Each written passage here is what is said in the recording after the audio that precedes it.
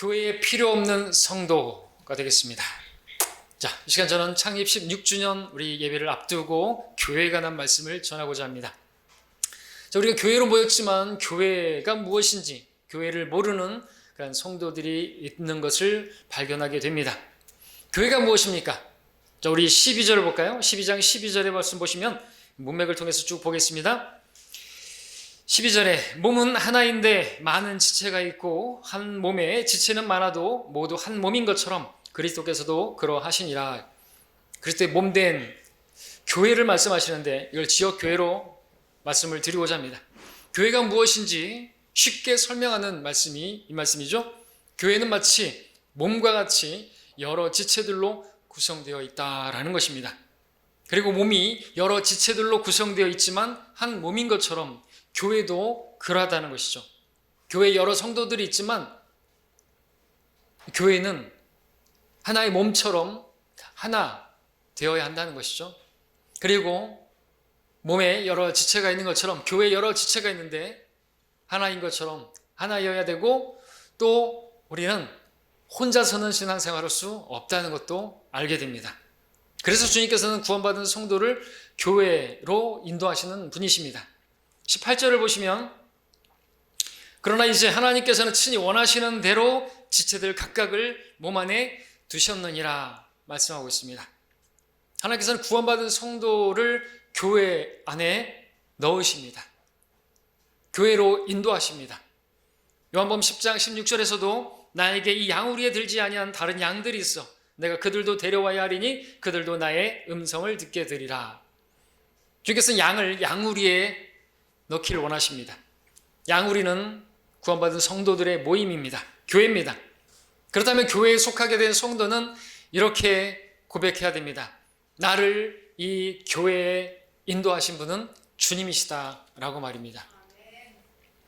우리가 이렇게 교회로 모이게 된 것은, 내가 지금 이 교회에 속하게 된 것은 나의 잘남이나 나의 어떠함이 아니라 주님의 인도하심이라는 걸 믿어야 한다는 것이죠.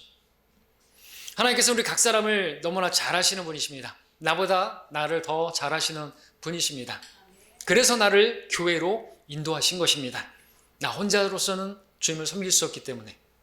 그래서 우리 각자가 홀로 생활하는 거는, 홀로 신앙생활하는 것이 아니라 교회적으로, 교회로 모여서 주님을 섬기는 신앙생활을 하게 하시는 분이시죠.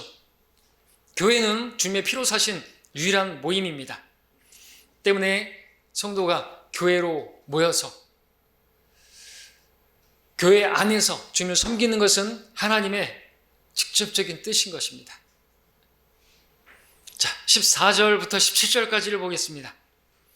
몸은 한 지체가 아니라 여러 지체로 되어 있으니 만일 발이 말하기를 나는 손이 아니므로 몸에 속하지 아니한다 하여 그것이 몸에 속하지 않는 것이냐, 또 만일 귀가 말하기를 나는 눈이 아니므로 몸에 속하지 아니한다 한다면 이로 인하여 그것이 몸에 속하지 않는 것이냐, 한 몸이, 온 몸이 한 눈이라면 듣는 곳은 어디며 온 몸이 듣는 곳이라면 냄새 맡는 곳은 어디겠느냐. 몸 안에 여러 지체들이 있습니다. 눈이 있고 코가 있고 입이 있고 귀가 있고 손이 있고 발이 있는 여러 지체로 되어 있죠. 마찬가지로 교회 안에도 여러 지체, 곧 성도들로 있습니다. 근데 우리 몸의 지체들을 보면 각각의 기능들을 하고 있는 것을 보게 됩니다. 그처럼 교회 안에 성도들도 각각의 기능을 하고 있는 것을 보게 되고 또 해야 한다는 것을 알게 됩니다.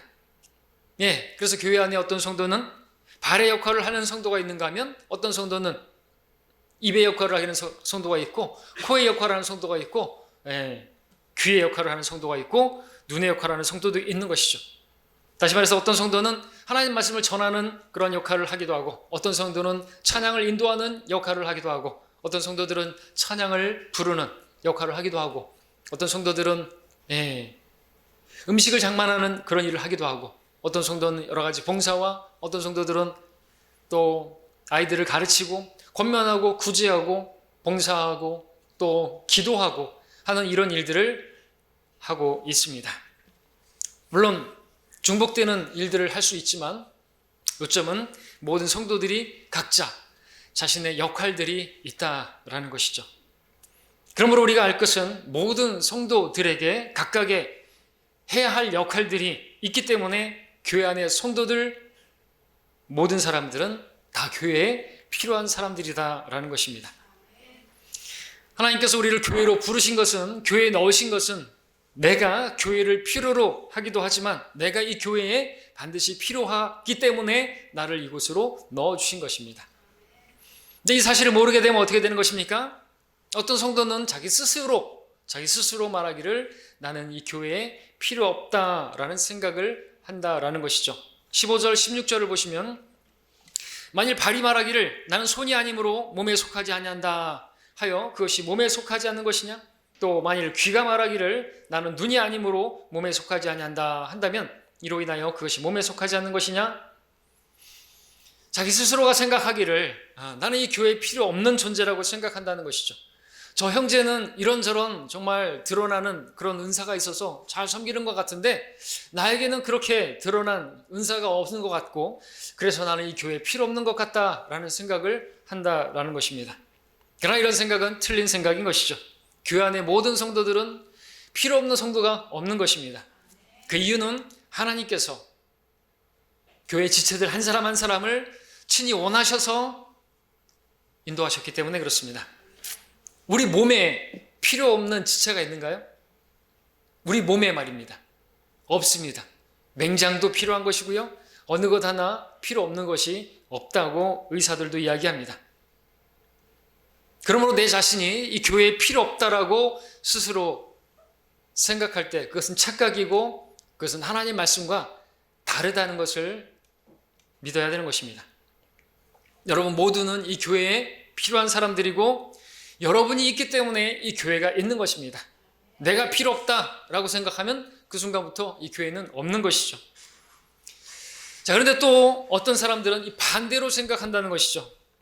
어떤 분들은 자기가 이 교회에 필요한 성도라고 믿습니다. 그런데 다른 성도들에 대해서는 필요 없다라고 생각하는 그런 성도도 있을 수 있다라는 것입니다.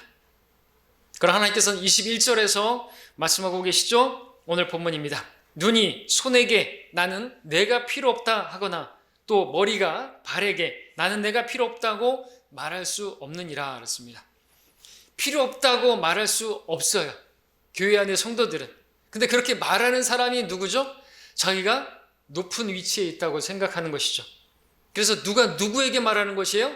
눈이 손에게 말을 하고 있고요. 또 머리가 발에게 말하고 있어요. 우리 몸으로 보게 되면 위치적으로 위에 있죠. 머리하고 발, 눈하고 손.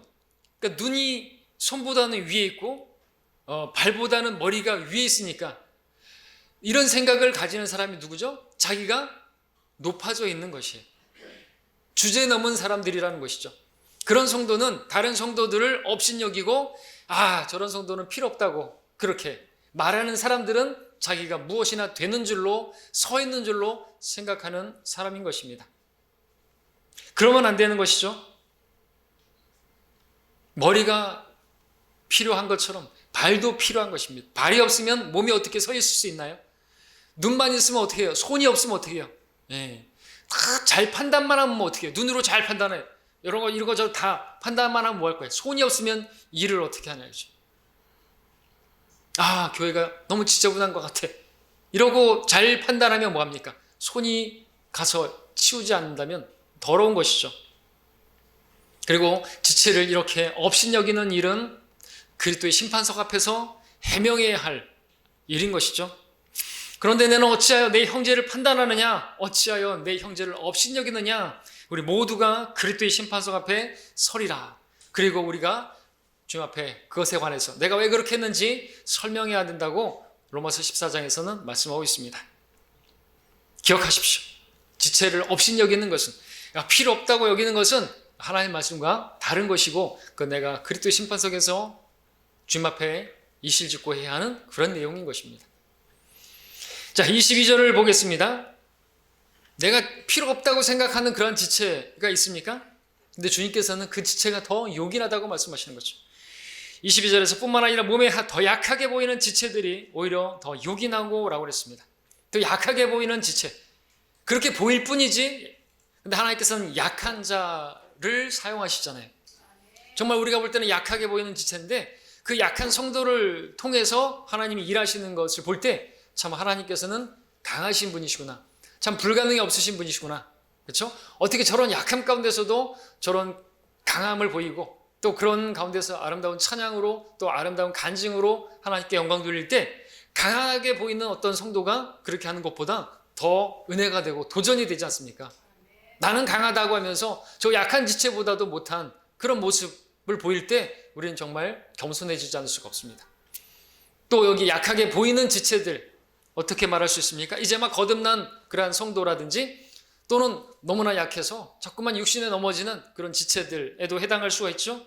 그런 지체들 분명히 약한 지체들인데 주님께서 뭐라고 말씀하십니까? 우리가 볼 때는 정말 문제만 일으키고 자꾸만 죄에 넘어지고 그런 성도들에 대해서 우리가 업신여길 수 있지만 그 지체들이 더 요긴하다 말씀을 하고 있다라는 것이죠.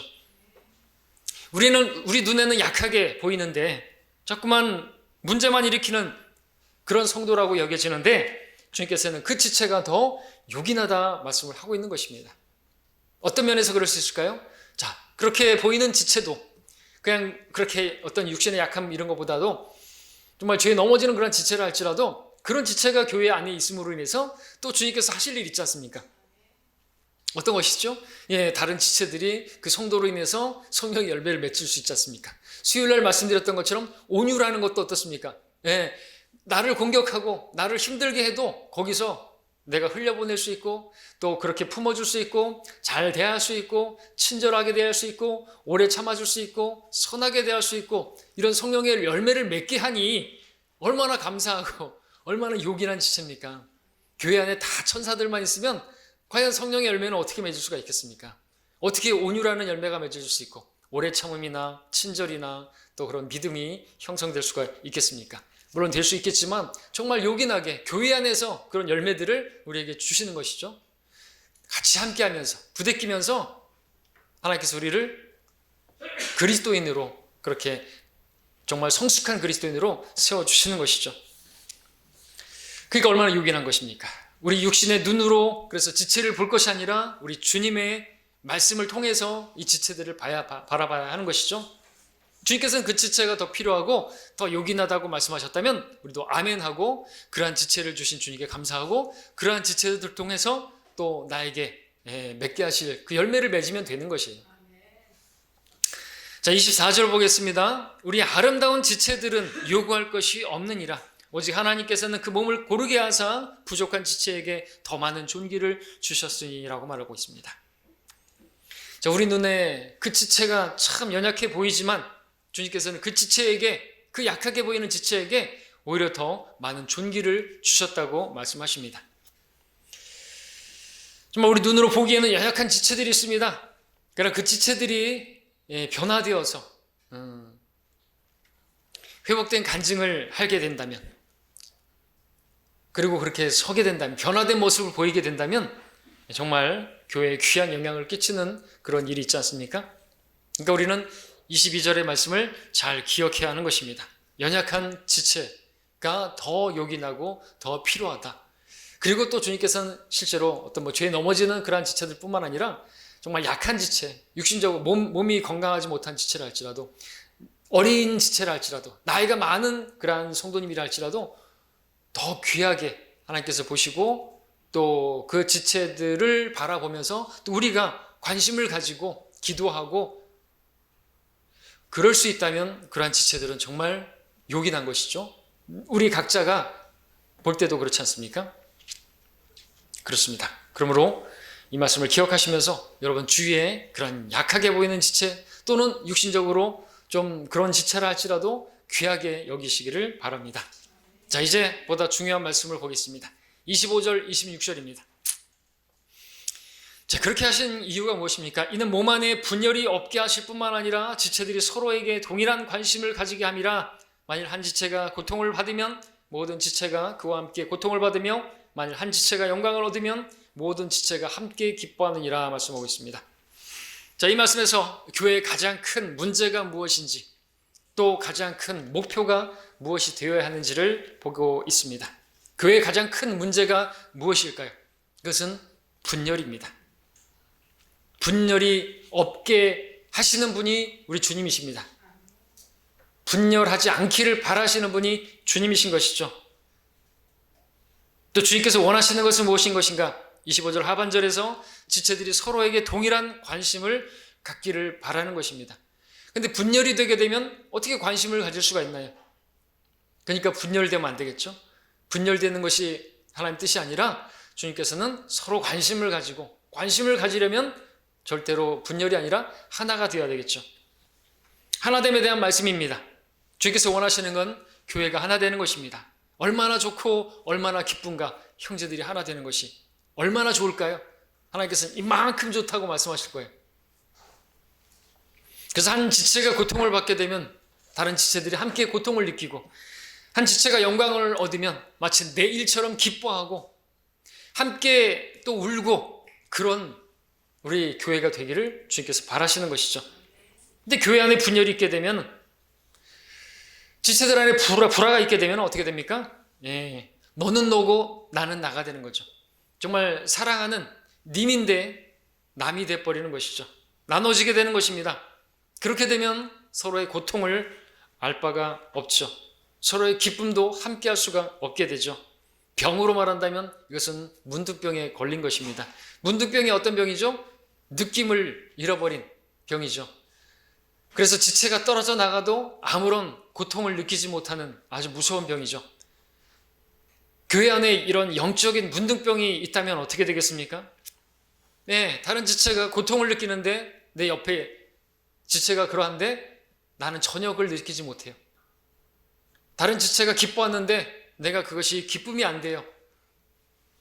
죽은 교회죠. 문둥병에 걸린 교회인 것입니다. 그렇게 돼서는 안 되는 것입니다. 결국에 그 지체가 떨어져 나가는데도 나는 아무렇지도 않아요. 슬프지도 않고 떨어져 나갔는지도 몰라요. 문둥병이 그래요. 그러면 안 되겠죠? 교회는 몸과 같은 것입니다. 하나여야만 하는 것이죠. 자, 그렇다면 교회가 하나 되기 위해서 필요한 게 뭘까요? 퀴즈.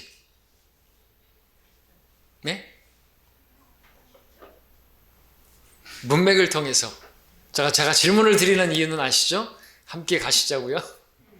31절을 보겠습니다. 오히려 너희는 최상의 은사들을 열망하라. 이제 내가 너희에게 더 좋은 길을 보여주리라 말씀하고 있습니다. 그러면서 나오는 게 뭐죠? 사랑이죠. 사랑은 교회가 추구해야 할 최상의 은사고 걸어가야 할 가장 좋은 길인 것입니다. 13장 1절에서 내가 사람들과 천사들의 방언들로 말한다 해도 사랑이 없으면 소리내는 노시나 시끄러운 꽹과리가 되고, 이 방언 아시는 것처럼 외국어입니다. 근데 저는 말에 적용해서 말씀을 드리겠습니다. 우리의 말에 사랑이 없으면, 사랑이 없는 말은 무엇과 같다 그랬습니까? 소리내는 놋과 시끄러운 꽹과리 같이 들릴 수가 있는 것이죠. 소음인 것입니다. 방언 영어로 tongue인데 혀라는 말입니다. 혀는 잘못 사용하면 아주 위험하죠. 세치 혀가 사람 잡습니다. 교회를 온통 뒤집어 놓는 것이 바로 이 세치 혀죠. 우리 몸의 작은 지체인데 온몸을 불사르게, 교회를 다 불살라버리는, 교회를 끝장나게 만드는 것이 혀인 것입니다.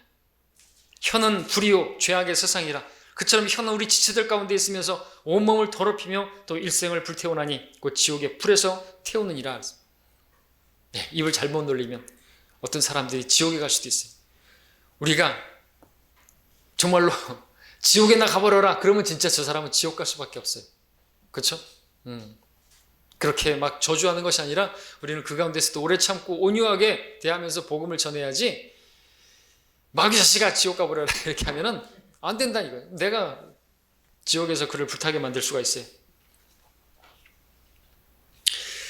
자, 그리고 다른 지체들까지도 더럽힐 수 있는 게 바로 이 혀입니다. 말입니다. 말.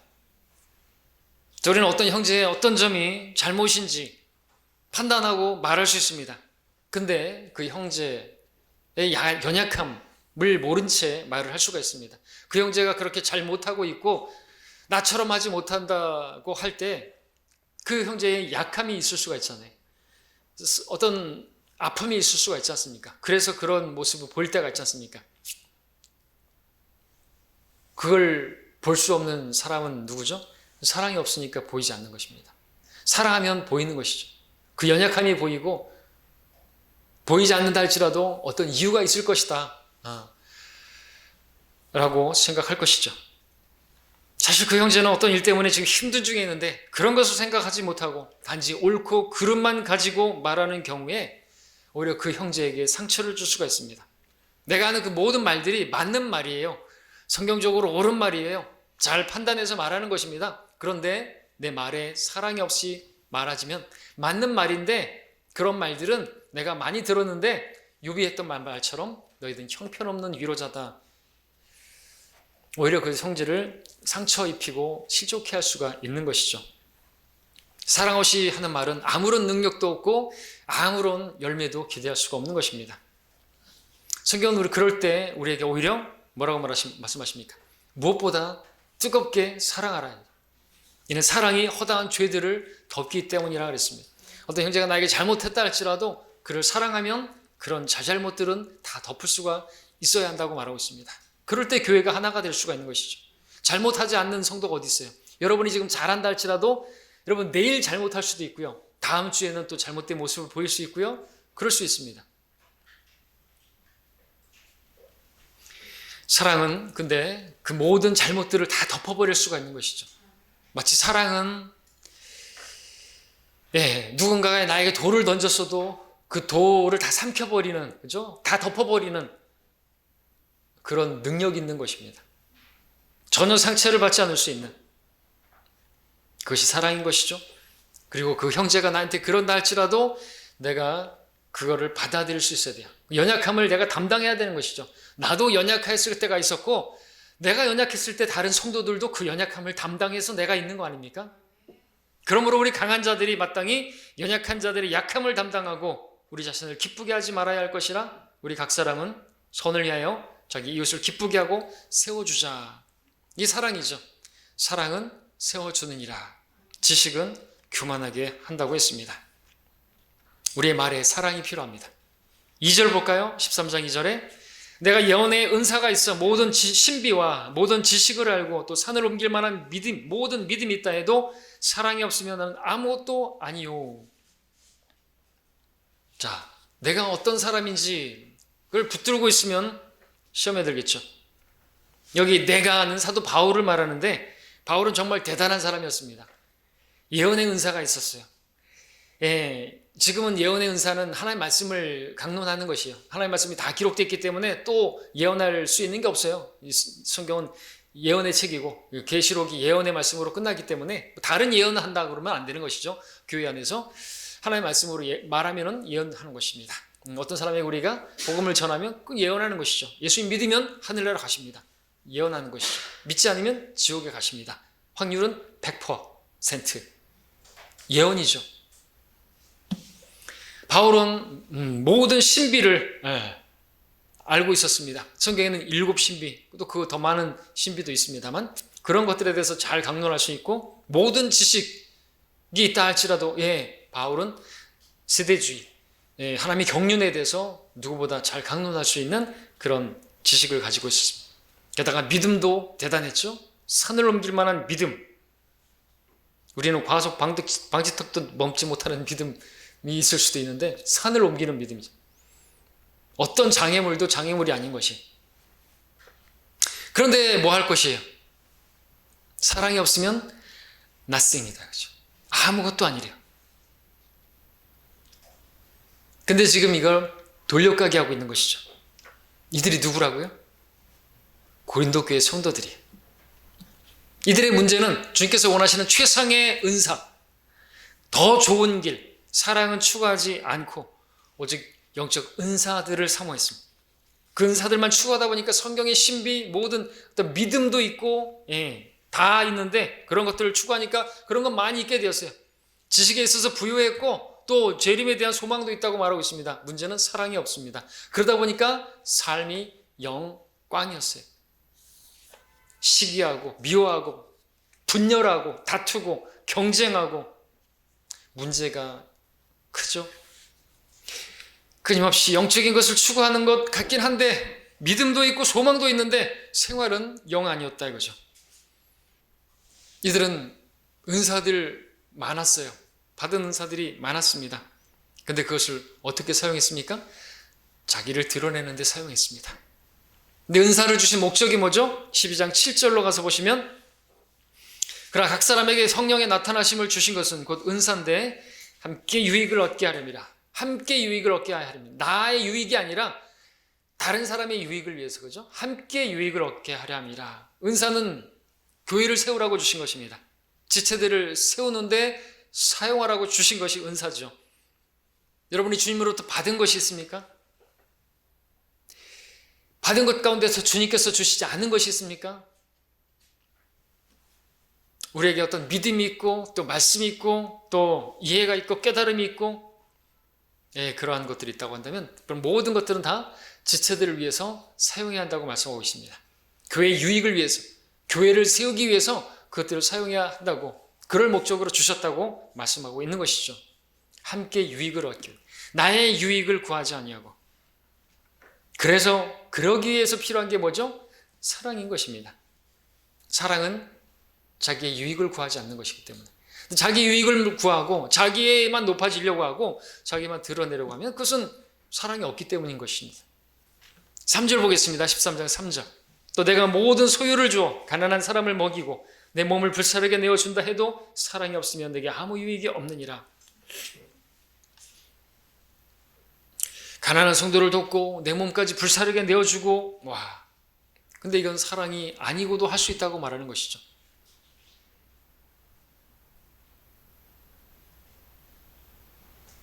사랑이 없다. 사랑이 없으면 이제 결국에는 사랑 없이 하게 되면은 무슨 문제가 일어나죠? 자기가 행한 그것들을 붙들게 됩니다. 내가 어떤 일을 했다라고 생각하기 때문에 역시나 자기를 드러내게 되고, 또 내가 이만큼 했는데, 내가 저 사람에게 이렇게까지 했는데 하는 그런 생각들을 붙들게 되는데, 그렇게 되면은 어떻게 되죠?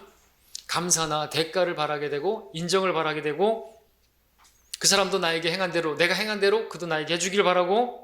근데 그러지 못할 때 어떤 일이 벌어나는 것, 그때부터 이제 분열이 또 불평이 벌어지게 되는 것이죠. 문제입니다. 분명히 좋은 일을 하고 나서도 아무런 유익이 없는 것이죠. 나에게도 유익이 없는 것이죠. 사랑이 없으면 내게 아무 유익이 없다 이것은. 사랑이 없이 행했으니까 어떤 이기적인 마음으로 보상을 바라고 인정해 주길 바라고 나를 높여 주길 바라고 한 것이죠. 사랑 없이 한 것입니다. 그랬더니 아무런 유익이 없어요. 아무런 유익이 없으니까 내가 오히려 상처받게 생겼어요. 내가 이렇게까지 했는데 나를 대우해 주지 않아? 내가 이렇게 불사르게 내 몸을 내어주면서까지 자기를 위해서 희생해 줬는데 돌아오는 게 도대체 인사도 안 하고 그래? 라는 마음이 들면 사랑으로 행한 게 아니라는 것이죠. 사랑으로 행하는 게 뭐예요? 아낌없이 내어주고도 아무것도 바라지 않는 것이죠. 사랑은 내가 없는 것입니다. 4절 5절 볼까요? 사랑은 오래 참고 친절하며, 사랑은 시기하지 아니하고, 사랑은 자랑하지 아니하며, 교만하지 아니하고, 무례하게 행하지 아니하며, 자신의 유익을 추구하지 아니하고, 급히 성내지 아니하며, 악을 생각하지 아니하고. 사랑은 4절에서 자랑하지 않고, 5절에서 자기 유익을 구하지 않는 것이라고 말씀하고 있습니다. 내가 없는 것이죠. 내가 어떤 사람인지가 없는 것이죠. 내가 행한 것이 없는 것이죠. 그래서 사랑으로 행하게 되면 다른 사람들에게 다 주면서도 바라지 않습니다. 요구하지 않습니다. 내가 무엇을 했는지조차 기억을 안 합니다. 다만 그가 기뻐하고 그가 유익을 얻고 그가 세움을 입으면 그것을 보고 기뻐하는 것이죠. 그것으로 인해서 감사하는 것이죠. 이게 뭐죠? 이게 사랑이라는 것입니다. 근데 내가 헌신적으로 그를 위해서 뭔가를 해줬어도 그 연약한 지체는 나를 대우해 주지를 않네요. 내 섬김을 몰라주네요. 그럴 수 있습니다. 그런 연약한 지체가 있을 수 있습니다.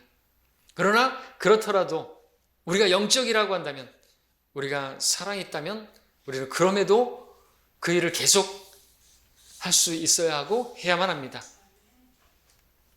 고린도 후서 12장 15절 보겠습니다.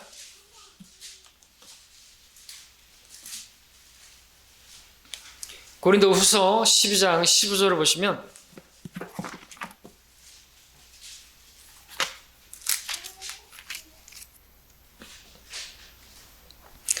우리 함께 읽겠습니다. 시작. 내가 너희를 더 많이 사랑할수록 나는 사랑을 덜 받지만 나는 너희를 위하여 아주 기꺼이 쓰고 내 자신마저도 쓰리라.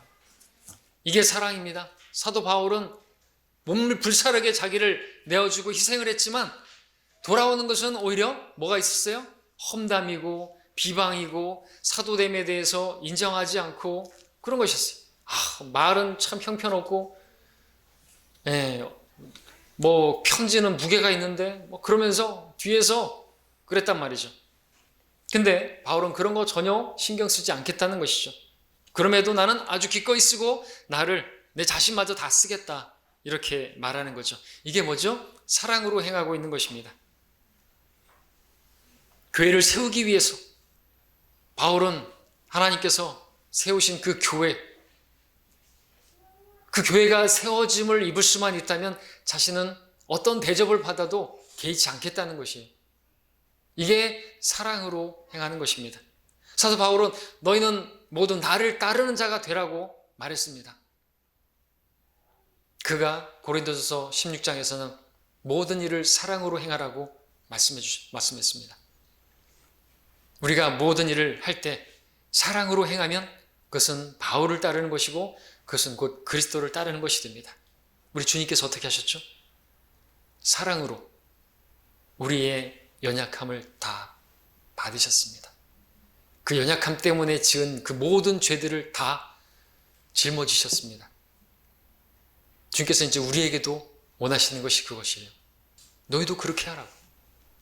바울은 그 사랑을 알아서 성도들에 대해서 다 받아줄 수가 있었던 것이죠.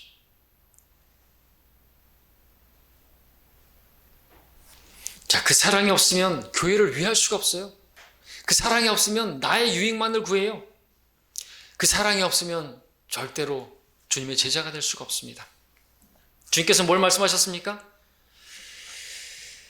내가 새 계명을 너희에게 주노니 이는 너희가 서로 사랑하는 것이라. 내가 너희를 사랑한 것 같이 너희도 서로 사랑하라. 너희가 서로 사랑하면 이것으로 모든 사람이 너희가 나의 제자인 줄 알게 되리라. 주님의 계명은 하나예요. 내가 너희를 사랑한 것 같이 너희도 서로 사랑하라. 그러면 내 제자다. 다른 사람들이 그렇게 인정해 줄 것이다. 내 스스로가 뭐 그리스도인이네, 내가 뭐 성경대로 믿는 사람이네 말해봐야 소용없어요. 사랑이 없으면 제자가 아니에요. 많은 지식이 있으면 뭐 할 거예요? 사랑이 없으면 아무것도 아닌 거예요. 아무것도 아닌 자가 되는 것입니다. 주님을 생각해 보십시오. 내가 너희를 사랑한 것 같이 그렇게 사랑하라고 말씀해 주시는 것입니다. 주님께서는 자신의 유익은 조금도 구하지 않으셨어요. 이 땅에 오셨을 때 제자들이 발을 씻으시고 낮아지시고 주님께서는 아무것도 없으셨어요. 머리 둘 곳조차 없으셨어요. 집 하나 없으셨습니다. 자신을 우리를 위해서, 교회를 위해서 내어주셨습니다. 교회를 위해서 자신의 몸을, 자신의 피를 쏟아주셨습니다. 그리고 우리의 허물과 죄들, 우리 연약함을 다 짊어지셨고 담당하셨습니다. 우리를 향한 용서에는 한계가 없으셨고 끊임없이 70번씩 7번이 아니라 그 이상도 용서해 주시고 계십니다. 이것이 우리를 향한 주님의 사랑 방식이었습니다. 주님께서는 그와 같이 우리도 그렇게 지체를 향해서 사랑하라고 말씀하고 계십니다. 교회를 사랑하라고 말씀하고 계십니다. 여러분에게 어떤 은사가 있습니까? 힘이 있습니까? 물질이 있습니까? 그것을 교회를 위해서, 성도들을 위해서 쓰라고 주신 것입니다. 주라 받으리니 주는 자가 복이 있나니. 이런 사랑이 있을 때 교회는 자연스럽게 하나가 되죠. 내가 없고 다른 사람을 위할 때 교회는 하나 되는 것입니다. 그리고 이것이 곧 교회의 부흥이죠. 주님의 사랑이 풍성한 것이 곧 교회의 부흥인 것입니다. 우리 광주교회 16주년을 한 주 앞두고 있습니다. 영적인 나이가 최소 16살 같은 모습을 보여야 되지 않겠습니까? 이제는 좀 어린아이 모습을 벗어버리고 나의 유익만을, 이기적인 신앙을 버리고 우리 주님께서 나를 사랑하신 것처럼 그렇게 사랑하는 우리 모두가 되기를 바랍니다.